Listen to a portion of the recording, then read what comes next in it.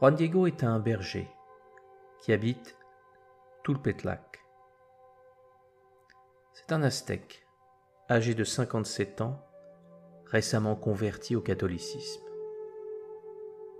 Le 9 décembre, tout juste avant l'aube, il sort de chez lui pour se rendre à la messe. Lorsqu'il arriva au pied de la colline, connue sous le nom de Tepeyac, le soleil se leva et il entendit chanter sur la colline comme un chant de différents beaux oiseaux. Juan Diego s'arrêta pour voir. Il regardait vers l'est, vers le haut de la colline d'où venait ce précieux chant. Puis subitement, le chant s'arrêta et le silence régna. Il entendit alors une voix venant de la colline qui lui disait « Juanito, Juan Dieguito ». Il s'aventura alors vers l'endroit où on l'appelait. Il n'était pas le moindrement effrayé, au contraire, il jubilait. Il grimpa alors la colline pour voir d'où on l'appelait. Quand il atteignit le sommet, il vit une dame qui s'y tenait, debout, et qui lui dit de s'avancer. S'approchant d'elle, il s'émerveilla. Ses vêtements brillaient comme le soleil. Il s'inclina devant elle et entendit sa parole, douce et courtoise. Elle lui dit « Juanito, le plus humble de mes fils, où vas-tu » Il lui répondit qu'il devait se rendre à l'église, à Mexico. Elle lui parla alors ainsi. « Sache et comprends bien, le plus humble de mes fils, que je suis la toujours sainte Vierge Marie, Mère du vrai Dieu, Seigneur du ciel et de la terre. J'aimerais qu'une église soit érigée ici, rapidement, afin que je puisse vous montrer et vous donner mon amour, ma compassion, mon aide et ma protection parce que je suis votre mère miséricordieuse. À vous, à tous les habitants de cette terre, et à tous ceux qui m'aiment, m'invoquent et ont confiance en moi. J'écoute leurs lamentations et je remédie à leur misère, leur détresse et leur peine. Afin d'accomplir ce qu'exige ma clémence, va au palais de l'évêque de Mexico. Tu lui diras que je manifeste un grand désir qu'ici, sur cette plaine, une église soit construite en mon honneur. Tu lui raconteras dans les moindres détails tout ce que tu as vu et admiré et ce que tu as entendu. Sois assuré que je te serai extrêmement reconnaissante et que je te récompenserai, parce que je te rendrai heureux et digne de récompense pour les efforts et la fatigue que tu vas endurer pour cette mission. Voilà, tu as entendu mes instructions, mon humble fils.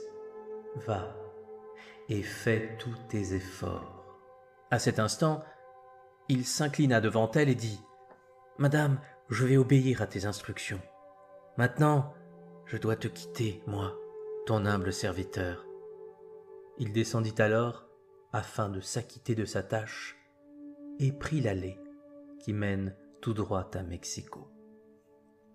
Ayant pénétré dans la ville, il se rendit directement et sans délai au palais épiscopal où venait d'être nommé un nouveau prélat, le père Juan de Zumárraga, un religieux franciscain. À son arrivée, il essaya de le voir. Il plaida auprès des serviteurs afin qu'ils annoncent sa visite. Et après une longue attente, il fut informé que l'évêque avait ordonné de le faire entrer. En entrant, il s'inclina et, s'agenouillant devant l'évêque, il lui transmit le message de la Dame du Ciel. Il lui raconta aussi tout ce qu'il avait admiré, vu et entendu.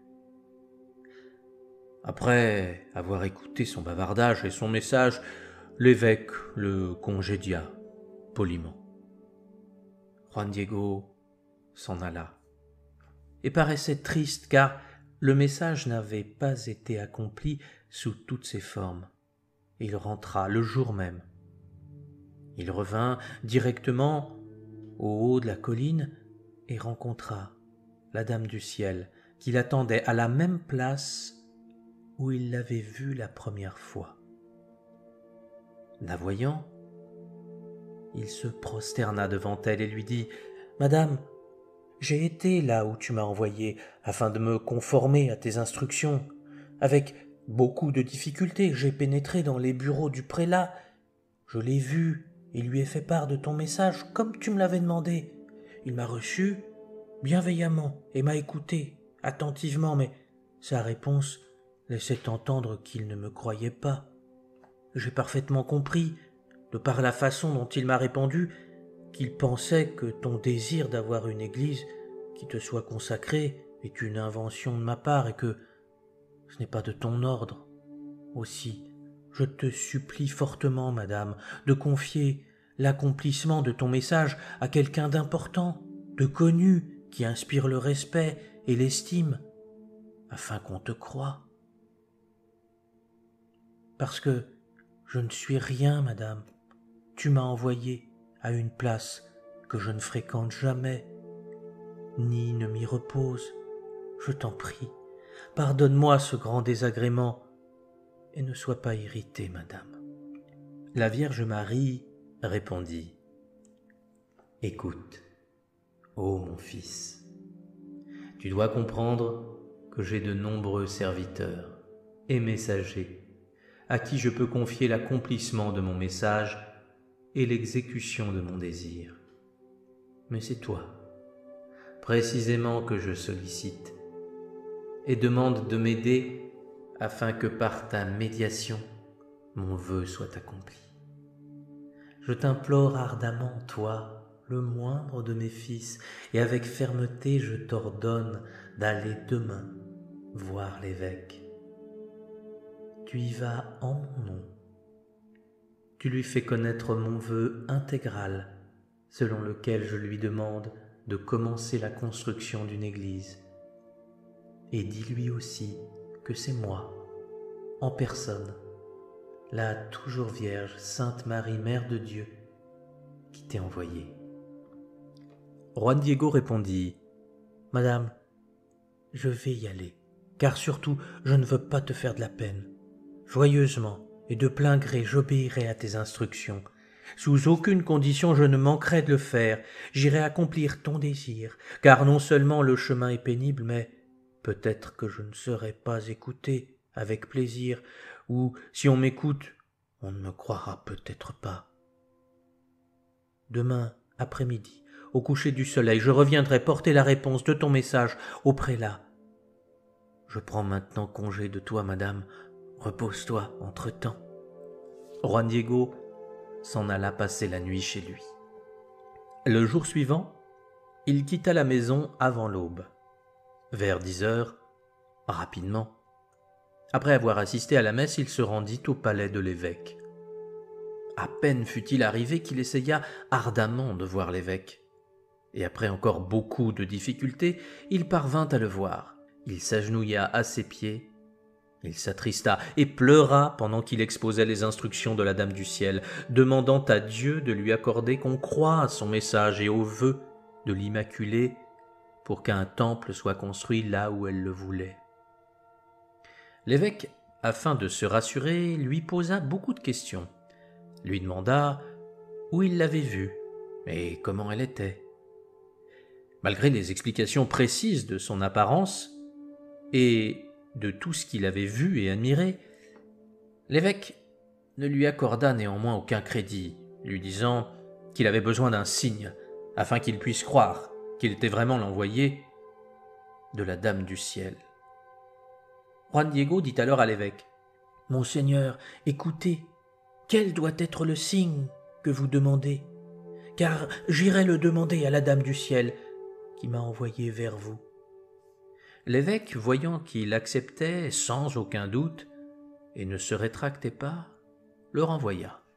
Il ordonna immédiatement à quelques personnes de son entourage, en qui il pouvait avoir confiance, de le suivre et de surveiller où il allait, qui il voyait et avec qui il parlait. Ceux qui le suivirent le perdirent de vue alors qu'il traversait la ravine près du pont de Tepeyac. Ils cherchèrent partout mais ne purent le retrouver. Ils revinrent donc non seulement parce qu'ils étaient fatigués, mais aussi parce que leur dessein avait échoué et cela les avait mis en colère. Et c'est ce qu'ils racontèrent à l'évêque. Pour l'influencer, afin qu'il ne crût pas en Juan Diego, ils dirent à l'évêque que Juan Diego le trompait et inventait ce qu'il racontait, ou qu'il avait seulement rêvé ce qu'il demandait. Finalement, ils s'arrangèrent pour que, si jamais il retournait, il fût retenu et durement puni, afin qu'il cessât de mentir et de tromper. Entre-temps, Juan Diego retourna voir la Vierge et apporta la réponse de Monseigneur l'évêque. La dame, après l'avoir écouté, lui dit « Très bien, tu repartiras là-bas, demain, afin de porter à l'évêque le signe qu'il a demandé. Avec cela, il te croira, et dans son regard, il n'y aura ni doute, ni soupçon. Et sache que je te récompenserai pour ta sollicitude, tes efforts et ta fatigue à mon égard.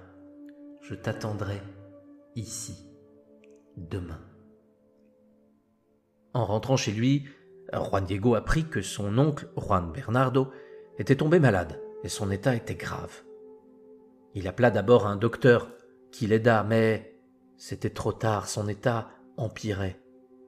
À la tombée de la nuit, son oncle demanda d'aller à l'aube, à Tlatelolco, et de ramener un prêtre pour le préparer et entendre sa confession, car il était certain qu'il allait mourir et qu'il ne se leverait plus ni ne guérirait.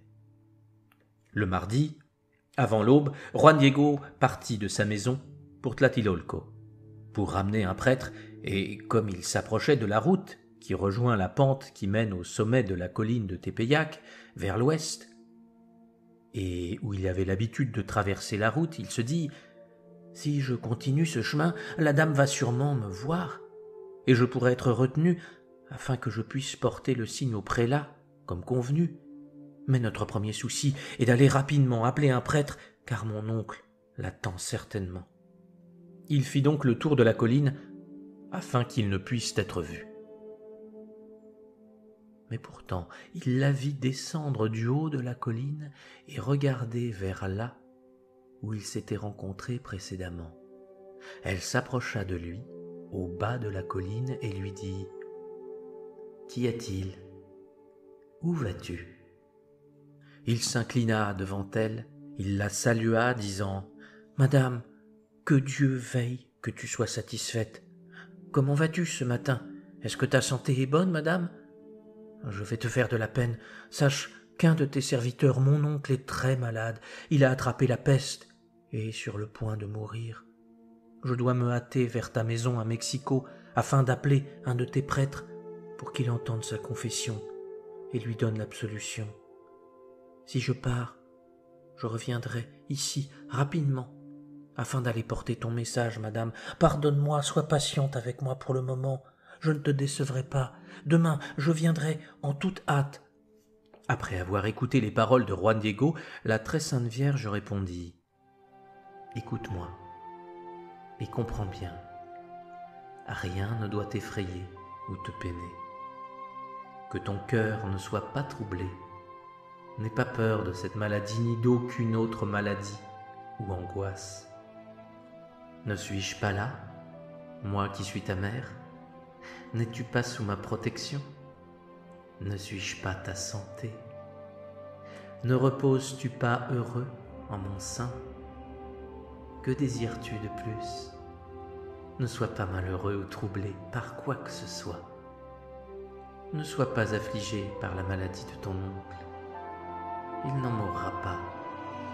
Sois assuré qu'il est maintenant guéri. »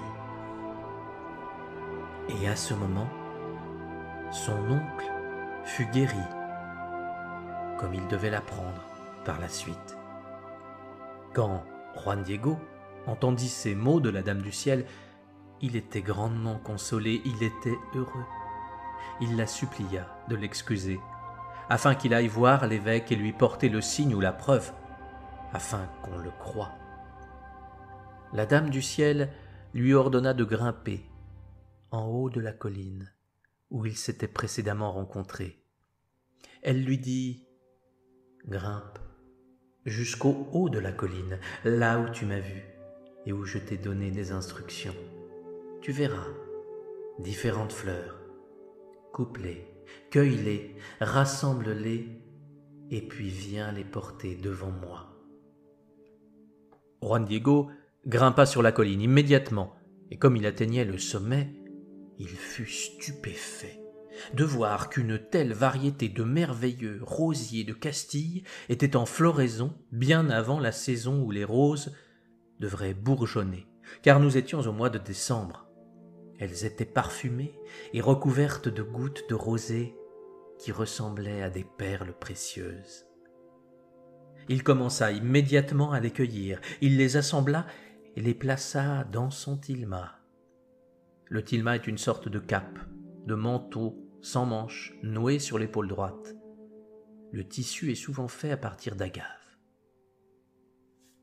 Le haut de la colline n'était pas une place où pourrait fleurir n'importe quelle fleur, car il y avait beaucoup de rochers, de ronces, d'épines. Occasionnellement de l'herbe poussait, mais c'était au mois de décembre, quand la végétation n'était pas gelée. Il descendit la colline immédiatement et porta les différentes roses qu'il avait cueillies à la Dame du ciel, qui, en les voyant, les prit entre ses mains et les plaça à nouveau dans son tilma en lui disant « Ô toi, cette variété de roses est une preuve et un signe que tu porteras à l'évêque. Tu lui diras, en mon nom, qu'il y verra là mon vœu et qu'il doit s'y conformer. Tu es mon ambassadeur, le plus digne de ma confiance. Je te l'ordonne rigoureusement de ne déplier ton manteau qu'en présence de l'évêque et de lui montrer ce que tu portes. Tu lui raconteras bien tout. Tu lui diras que je t'ai ordonné de grimper en haut de la colline et de cueillir les fleurs et aussi tout ce que tu as vu et admiré, afin que tu puisses persuader le prélat d'accorder son soutien à ma demande, qu'une église soit construite. » Après les conseils de la dame, il prit le chemin qui mène directement à Mexico, heureux et sûr du succès, portant avec beaucoup de précaution le contenu de son tilma afin que rien ne s'échappe de ses mains, et s'enivrant du parfum de cette variété de belles fleurs. Quand il arriva au palais épiscopal, le majordome vint à sa rencontre ainsi que d'autres serviteurs du prélat. Il les supplia de dire à l'évêque qu'il voulait le voir, mais personne ne voulait le faire. Il faisait semblant de ne pas l'entendre, probablement parce qu'il était trop tôt ou parce qu'il le connaissait comme étant un importun et qu'il les harcelait de plus. Leurs collègues avaient raconté qu'ils l'avaient perdu de vue quand ils l'avaient suivi. Les serviteurs décidèrent de lui faire perdre patience et le firent attendre. Il attendit longtemps, longtemps. Il attendit encore et encore, mais garda courage et ténacité.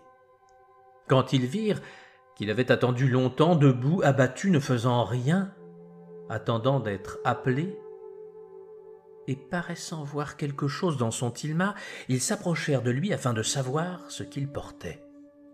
Juan Diego, voyant qu'il ne pouvait cacher ce qu'il portait, et sachant qu'il serait molesté, bousculé, lacéré, ouvrit un peu son tilma, là où se trouvaient les fleurs.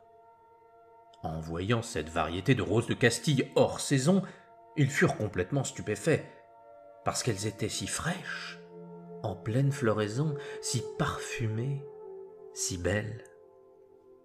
Ils essayèrent de s'en emparer et de tirer quelques-unes, mais ne réussirent à aucune des 3 fois qu'ils osèrent le faire. Ils ne réussirent pas parce que, à chaque fois qu'ils essayaient de les prendre, ils ne purent voir les fleurs réelles. À la place, elles paraissaient peintes, imprimées ou cousues sur la toile. Ils allèrent alors dire à l'évêque ce qu'ils avaient vu, informant que l'Indien, qui était venu à plusieurs reprises, voulait le voir et qu'il avait sûrement une raison pour l'avoir attendu avec anxiété si longtemps et être désireux de le voir. En entendant cela, l'évêque comprit qu'il avait apporté la preuve pour confirmer ses dires, afin qu'il se conformât à la requête de l'Indien. Il ordonna de le faire entrer immédiatement. Dès son entrée, Juan Diego s'agenouilla devant lui, comme à l'accoutumée, et raconta à nouveau ce qu'il avait vu et admiré, ainsi que le message.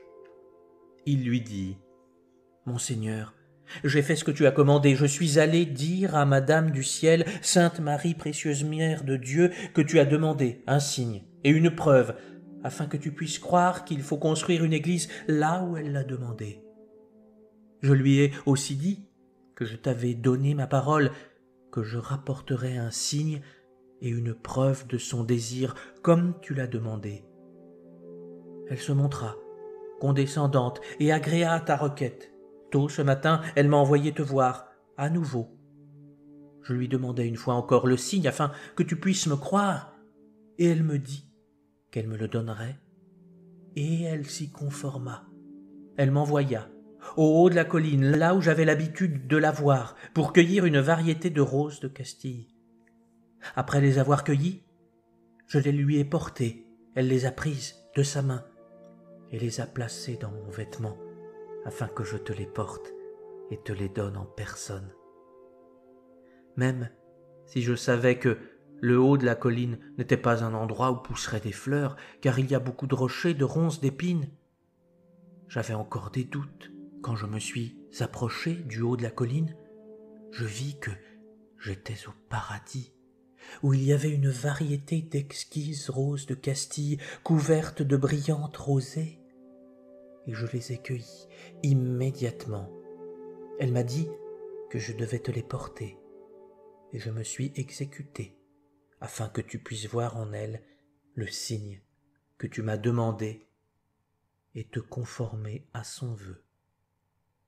Voilà, reçois-les. » Il déplia son vêtement blanc où il avait mis les fleurs, et quand toutes les différentes variétés de roses de Castille tombèrent à terre, apparut soudain le dessin de la précieuse image de la toujours Vierge Sainte Marie, Mère de Dieu, comme on la voit aujourd'hui dans l'église de Tepeyac, nommée Guadalupe. Quand l'évêque vit l'image, lui et tous ceux présents tombèrent à genoux.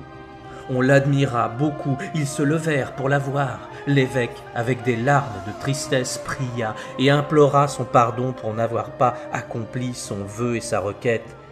Quand il se releva, il détacha du cou de Juan Diego le vêtement sur lequel apparaissait l'image de la Dame du Ciel.